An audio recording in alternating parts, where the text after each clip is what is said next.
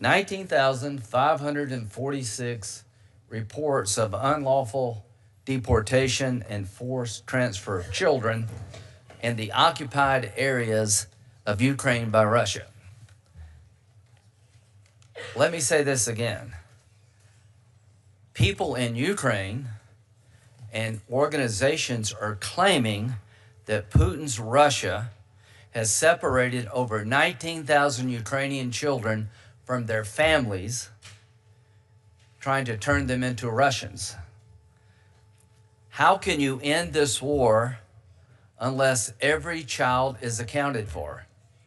The purpose of the hearing today is to make a record as to whether or not this claim is legitimate. I invited the Russian ambassador. There's his table. It's small, but that's the best we can do. He didn't show up. So this dispute needs to be defined and it needs to be resolved. Again, you cannot honorably end this conflict unless you account for every child taken by Putin's Russia from Ukraine, period. In terms of how this conflict ends, I think it's very important that Congress review what has been agreed to, that we have a say about is this a good deal or a bad deal, that if there are security guarantees, which there must be, that we'll review those guarantees and see if we can find bipartisan support to make them continuing past the Trump administration. Those are two things very important to me. Every child must be accounted for, and Congress needs to have a look at this deal if we can ever reach one. To the Trump administration, thank you for trying to end this bloodbath. All of us know we'll never get a perfect deal. There'll be sacrifices made. But one of the sacrifices we're not going to make is to give Russia 19,000 Ukrainian children. That's not a sacrifice I'm willing to make.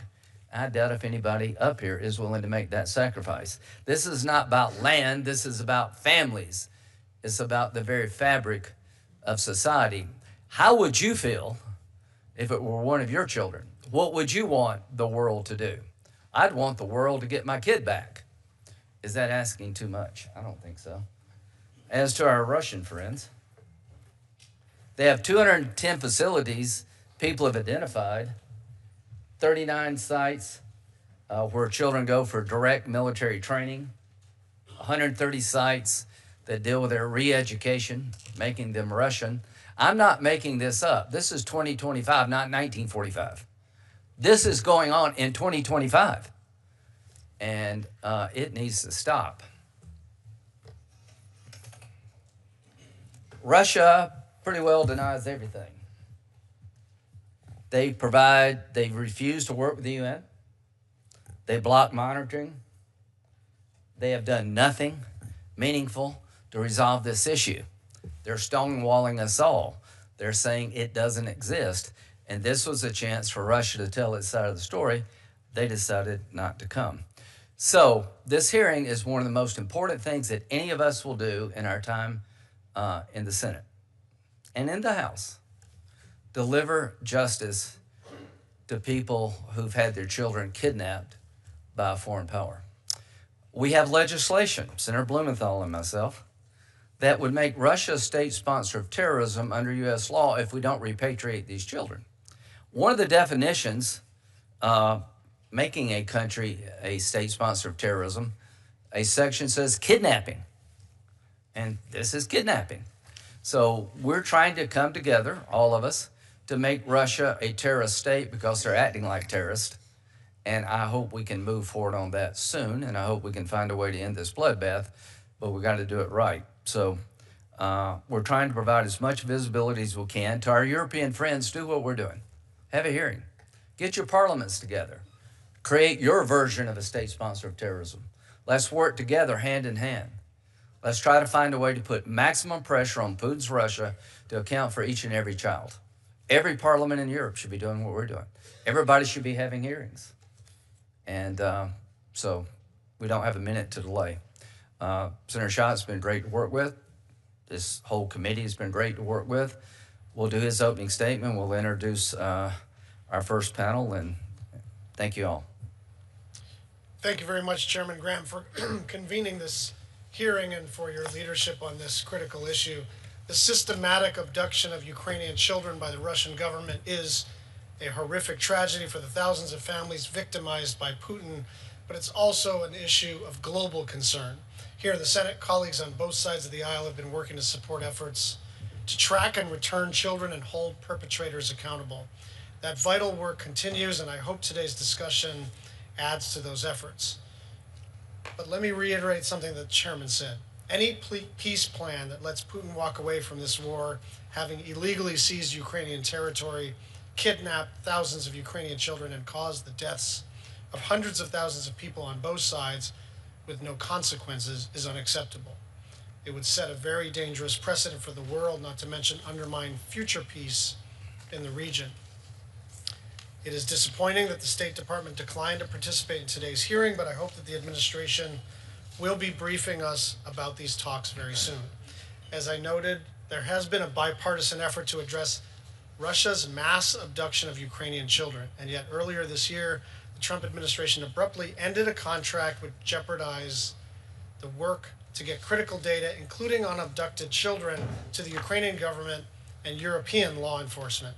It is one of the many instances where the administration has eliminated, undermined, or disregarded bipartisan priorities that are under the purview of this subcommittee, and why it's so important that we negotiate and enact a bipartisan state and foreign ops bill for the next fiscal year. The bill is critical for protecting American interests through targeted security and economic assistance for key allies and partners like Ukraine. And to do that well, the bill needs to restore transparency, strengthen the State Department's workforce, meet our international commitments, and ensure compliance with the law. We shouldn't have to wonder whether funds are being spent as we intended, or hear secondhand that critical efforts that we all supported are gone. For today, I'm interested in hearing from our witnesses about what's required to return, reintegrate, and rehabilitate Ukrainian children, and how we can best help. I'm also interested in how we can support law enforcement efforts, including national prosecutors and courts, as well as the ICC, which has indicted Putin for war crimes associated with the abduction of these children. I want to thank our witnesses today for their testimony, and I look forward to the discussion. Thank you. Chairman Collins, would you thank you for coming? Would you? Thank you, Mr. Chairman. I just want to commend you and the ranking member for shining a spotlight on a truly horrendous problem. And I am happy to work with you in any way to send the strongest possible signal to President Putin, to Russia, that this is simply so wrong. It is a war crime. It is something that simply cannot be allowed to continue. So thank you very much for your leadership and that of our witnesses today. Thank you very much, Madam Chairman. Our first panel are our colleagues, two from the House, two from the Senate, Republicans and Democrats who have been deeply involved in this issue and every other issue related to Putin's war on Ukraine. And I thought it would be good to hear from you because you've been leading on so many ways. And Senator Blumenthal, we've had a great relationship over this issue, and it's now time to get some bills passed. Senator Blumenthal. Thank you very much, Chairman Graham. I've been to Ukraine 8 times since the beginning of this war. Most of those trips with you, Mr. Chairman, some long overnight train rides, and first and foremost, thank you for your leadership, which has been truly historic, without any exaggeration, on this issue. I also want to thank my colleague, Senator Klobuchar, for her leadership, which has been really instrumental, and our House colleagues who are here. Thank you. And to the witnesses who will literally testify as to the inhumanity and the criminality that we see unfolding in the kidnapping of these children. It's more than a war crime. It is literally genocide. It is genocide because the ultimate goal of abducting these children is to erase the Ukrainian identity. It is part of a strategic effort to erase the nation of Ukraine from existence. And Putin tried it by conquering territory. He continues that effort.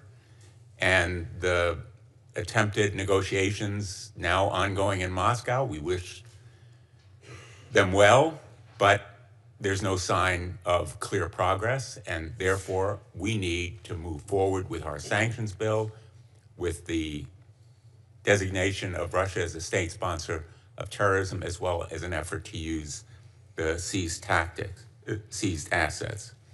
I witnessed firsthand the courage of the Ukrainian people and the brutal toll of Putin's assault, the bombing and missiles that are designed, again, to erase Ukraine and damage the people of Ukraine directly without any regard to the rules of war. And I have spoken to those, some of them, Ukrainian children who have been taken hostage. Of all the moments in my life of this privilege of public service, which we all have, this one will stay with me forever. Talking to children about how they were declared orphans because the Russians killed their parents, or simply abducted by Russian soldiers. I cannot describe to you the absolute brutality and inhumanity with which they were treated. 10-month-old Margarit Prokopenko, who was kidnapped by Russians under the false pretense of medical examination and rehabilitation. Her name and citizenship were changed, and her birthplace was altered from Kherson, Ukraine, to Podolsk, Russia. In another case, 16-year-old Artem, forcibly taken by Russian soldiers to an orphanage where he said he slept, quote, on sagging metal beds, no bedding, just blankets, terrible sanitation. Every day we ate barley stew, strange compote, and crackers, end quote. 9-year-old Ilya lived with his mother in Mariupol when the war began. Quote, I loved my school and my friends, he said. We had a beautiful home. His mother was killed in a Russian missile strike. He buried her in their backyard. He was transferred to a hospital in Donetsk where he underwent surgery without anesthesia and was told by Russian doctors that he shouldn't say glory to Ukraine anymore. Those are just a few of the stories. Having talked to some of these children, I think the people of the United States should know about these atrocities, war crimes, genocide, as part of a systematic, deliberate effort to indoctrinate the children of Ukraine with pro-Russian ideologies and to delegitimize and deny their national identity. I was proud to join you, Mr. Chairman, along with Senator Britt and Senator Klobuchar in introducing this legislation earlier this year that would designate Russia as a state sponsor of terrorism, part of a very exclusive club, well-earned by Russia and Vladimir Putin. And I want to thank all the members of the United States Senate. I hope all the members, I challenge my colleagues on both sides of the aisle to vote for this measure. And if you are in possession of an ounce of humanity, you will support this measure enthusiastically. Thank you, Mr. Chairman. Thank you, Senator Klobuchar. You made me aware of this issue. I appreciate it. The floor is yours. Thank you. Thank you very much, Mr. Chairman. Senator Schatz for leading this powerful subcommittee of people that have been leaders on this issue. You couldn't think of a better time for this hearing as these negotiations are ongoing, and we must stand with Ukraine, and I appreciated both of your words. So I recently returned from Rome, where 12 days ago I had the honor of joining the Ukrainian delegation sent by President Zelensky to meet with Pope Leo at the Vatican. I was there alongside Maxime, who will testify today.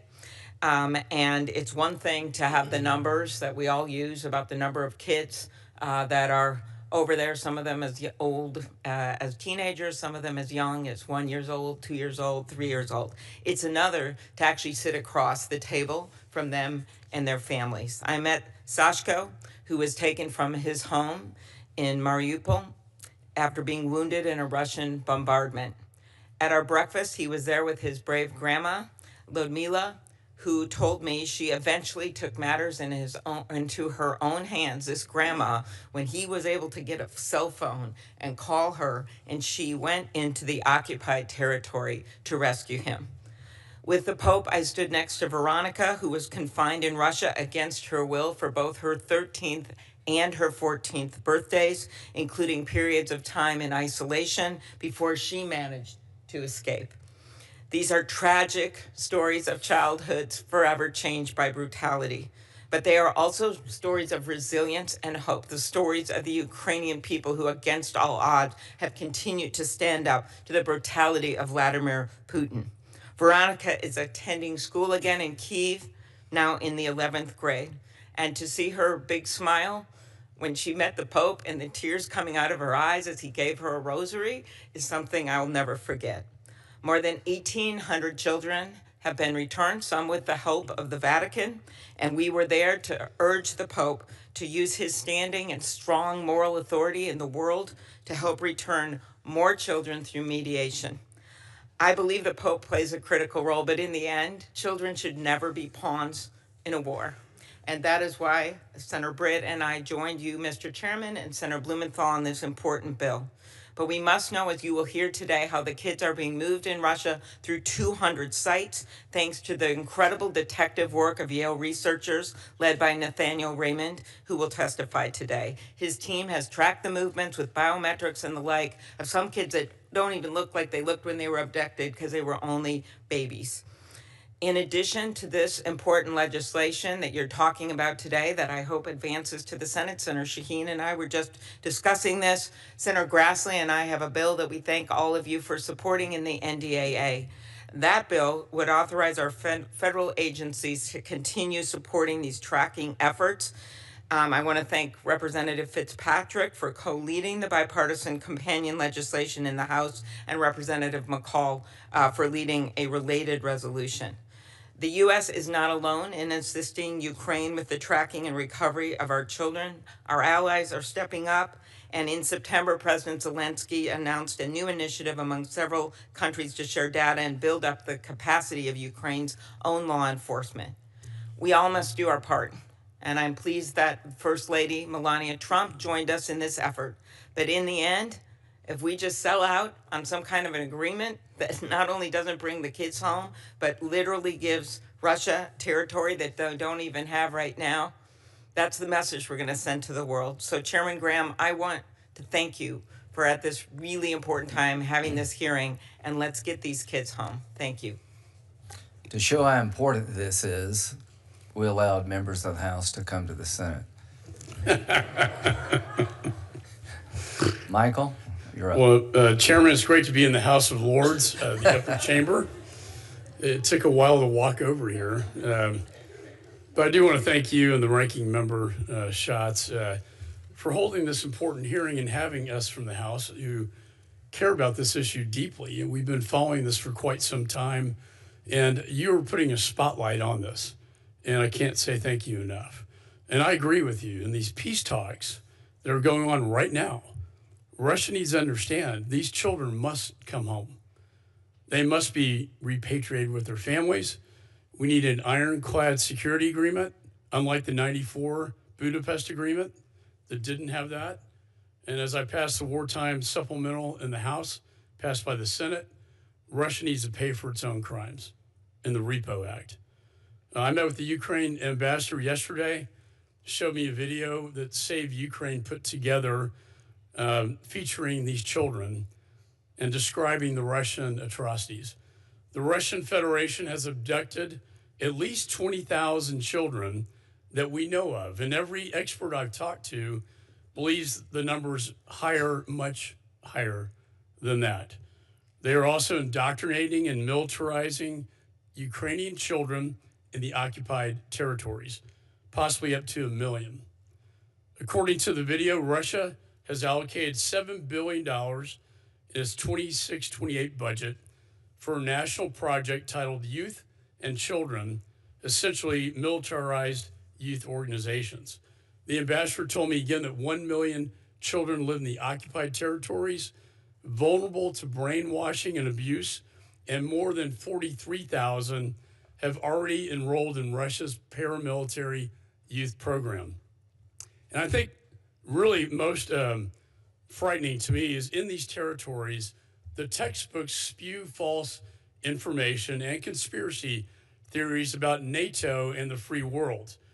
All this is part of Russia's effort to turn future generations against Ukraine, the United States, and Europe, because in their words, they are preparing for a large-scale war against NATO. It will not end at Donbass and the land bridge to Crimea. We have to be clear-eyed in these negotiations. Some of these children's parents have been threatened in giving up their kids. They're shipped to Russia, stripped of their identities, tortured, forced to memorize propaganda, and told their country and their own families are the enemy. Finally, many of them are sent to the front lines of the Russian war itself. Imagine a child age 16 being sent to the front lines to fight against their own homeland. And Mr. Chairman, in the documentary Children in the Fire, I'd recommend everybody watch this. They show a child in a prison where adults use electrodes to shock them under their fingernails and genitals. And I hate to even say that in public, but it is so horrific. No child should ever have to endure that kind of barbarism. And to me, it's good versus evil, and this is evil in its purest form. And like the chairman, I've met with a lot of these survivors.